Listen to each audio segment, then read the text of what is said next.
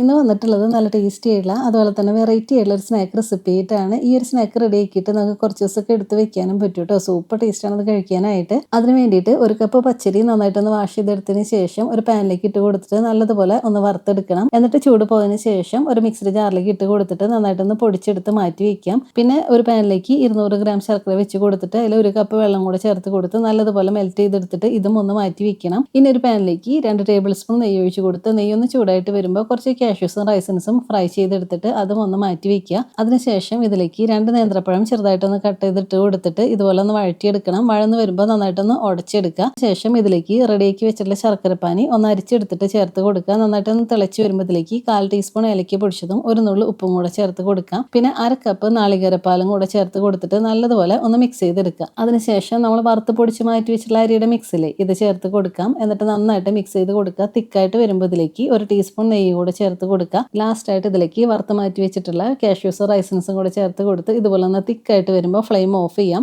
അതിനുശേഷം നെയ്യ് spread ചെയ്തെടുത്തിട്ടുള്ള glass ട്രേയിലേക്കോ ഇല്ലാന്നുണ്ടെങ്കിൽ ഒരു പ്ലേറ്റിലേക്കോ ഈ മിക്സ് ഒന്ന് മാറ്റിയിട്ട് ഒന്ന് ലെവൽ ചെയ്തിട്ട് 20 മിനിറ്റ് ഒന്ന് സെറ്റായി കിട്ടാൻ വേണ്ടിയിട്ട് മാറ്റി വെക്കാം. 20 മിനിറ്റിന് ശേഷം ഇഷ്ടമുള്ള ഷേപ്പിൽ കട്ട് ചെയ്തെടുക്കാം. അപ്പോൾ ഇത്രയേ ഉള്ളൂ. നല്ല ടേസ്റ്റി ആയിട്ടുള്ള സ്നാക്ക് ഇതോടെ റെഡി ആയിട്ട് കിട്ടിയിട്ടുണ്ട്. എല്ലാവരും ട്രൈ ചെയ്ത് നോക്കുക. ഇഷ്ടമായിട്ടുണ്ടെങ്കിൽ ഫോളോ ചെയ്യാനും ലൈക്ക് ചെയ്യാനും മറക്കരുത് കേട്ടോ.